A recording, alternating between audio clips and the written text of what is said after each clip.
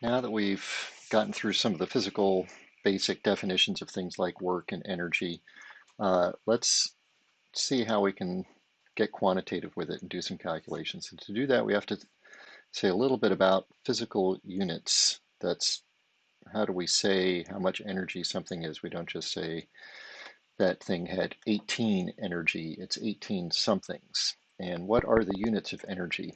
Well, you may remember that we defined work as force times distance. And we also learned Newton's second law, which says force is mass times acceleration. And our basic units for mass in the International System of Units is the kilogram, and that's abbreviated kg. And acceleration is a change of velocity, and the units for velocity would then be the units of speed, which is a distance divided by a time, and the basic unit for distance in the International System of Units is the meter, and the unit for time is the second, so that's meters per second is our sort of base unit in the international system. So meters per second for velocity, and since acceleration is a rate of change of velocity, that has units of meters per second, which is written as meters per second squared, which sounds weird because there's no such thing as like a square second. It just means meters per second. Mathematically, it's like meters per second squared. So if we put all of that together, force has units of kilograms meters per second squared. That's the mass times the acceleration. And we call this a Newton. And we abbreviate it with a capital N. And then that finally gets us to work having units of a Newton times a distance, or a meter, and we call that a joule, Joule, after a person, and we abbreviate that with a capital J. And since work, a force acting from the outside, is what's required to change the energy of a system, that means that work and energy have the same units. So the basic unit of energy in the international system is a joule. Now, we're now going to define a new concept, which is power. And power is the rate of change of energy. So I'm going to put delta energy to represent a change in energy divided by a delta time to represent the time period over which that energy takes place. And so the units of power are going to be joules, the units of energy, divided by seconds, the units of time, and we give that a name, which is the watt, abbreviated by a capital W. So those are our basic units for mass, velocity, acceleration, force, work or energy is a joule, and power is the rate of flow or transformation or conversion of energy of a joule per second, which is a watt. So all the different kinds of energy that we have talked about, we will talk about, whether it's gravitational potential energy, kinetic energy, the energy of photons of light, the stored chemical potential energy in food, it all ultimately has the same combination of units that's in a joule, which is a Newton times a meter, which you can see here from the force definition. If I take that, the units of energy in basic units are force times distance, so that's kilograms meters squared per second squared. That's kind of amazing, really, when you think about it, that the unit of energy, the amount of energy carried by a photon of light, which has no mass, somehow the energy is the same as this thing that we measure in kilograms meters and seconds. And so those are our basic units, and there's a module for you to go through and practice with units as well. And there are some example problems that you can go through too that help you understand how to do unit conversions. So for energy, there are a lot of different units. We've defined the base unit, which is the joule, but there are a lot of different sorts of units that we come across. And one that you may be familiar with is the amount of energy that's used, or the unit of energy that's used to describe energy in food, and that's the calorie. Calorie listings for food, if you look on any food label, it'll list calories, and those calories are actually thousands of the base unit of calorie, and one food calorie is 4,184 joules.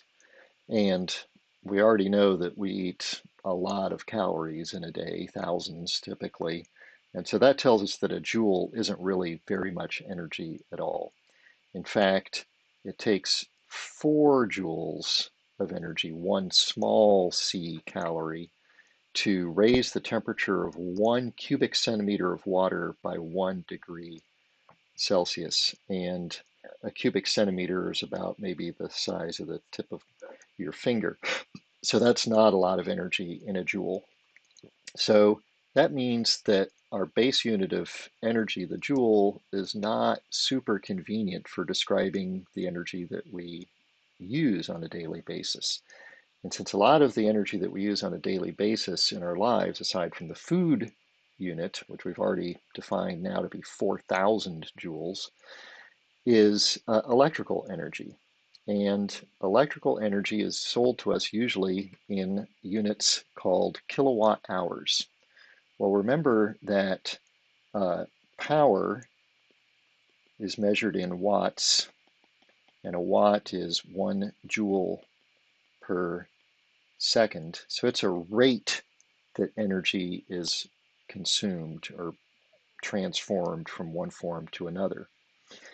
Kilowatt just means 1,000 watts. It's abbreviated kW, and that's 1,000 watts. So a kilowatt means 1,000 joules of energy are used or moved or transformed in 1 second. If I use 1,000 joules per second for 1 second, that's 1,000 joules of energy. If I use 1,000 joules of energy for 3,600 seconds, that would be 1,000 joules per second times 3,600 seconds. That'd be 3.6 million joules of energy. That would be using energy at a rate of 1 kilowatt for an entire hour.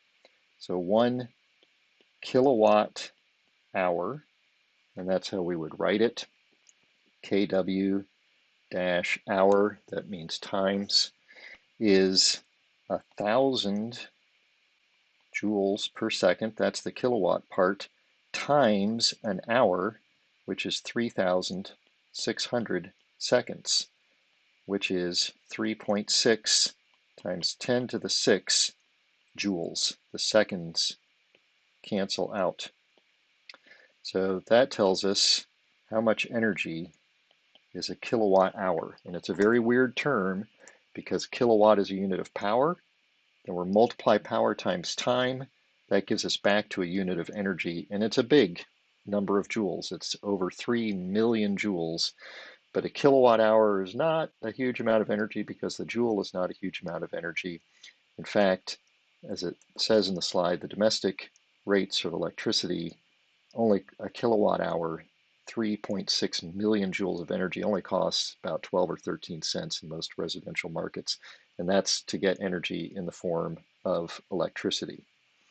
So these are some of the units that we're going to be encountering, and I just want to emphasize again the relationship between energy, power, and time. Power is energy over time, and what we did to get that amount of energy of a kilowatt hour is we rearrange that equation to be energy equals power times time. So those are some basic relationships that we'll be using frequently over the course of the semester. So here's our favorite example of energy conversions is turning a crank to light up a light bulb, and we have to keep putting energy into this system in order to keep getting the light bulb glowing. And this runs you through some examples of unit conversions, and there's some more examples, some other videos that I've provided as well where I work through some of those things. So if we now take a look at another way of measuring energy, we're going to introduce a term that's introduced in the textbook, which is the energy servant. So let's take a look at how much energy you as a person use. Well, we already know that the amount of energy that our food is measured in units of calories, and a typical recommended daily allowance of food intake is a couple of thousand calories per day. So that gives us a power for a human body is about 2,000 calories per day. That's a unit of energy divided by a unit of time. And I could convert those calories to joules and the day to 24 hours and the hours into seconds. And I would get that this works out to about 96 or 97 watts, close to 100 watts. So back when we used to have incandescent light bulbs instead of LED or fluorescent light bulbs, a nice bright typical light bulb would be a 100-watt light bulb. And the amount of power used by that 100-watt light bulb, that's the amount of power that your body uses just to sort of be alive, to have your muscles work, your heart beating, and your body kept at a nice, warm, healthy temperature. It takes 2,000 calories a day, 97 watts or 97 joules every second to keep your body healthy, alive, and going. But how much energy do you use and do I use as a person living here in the United States? Well, we use more energy than just the energy to keep our bodies alive. We've got the energy to keep our residents warm, to keep to cook our food, to go places, to have entertainment, to buy things that took energy to make those things. And if we add all of that up, it turns out that in the United States, the amount of energy used per person is about 100 times more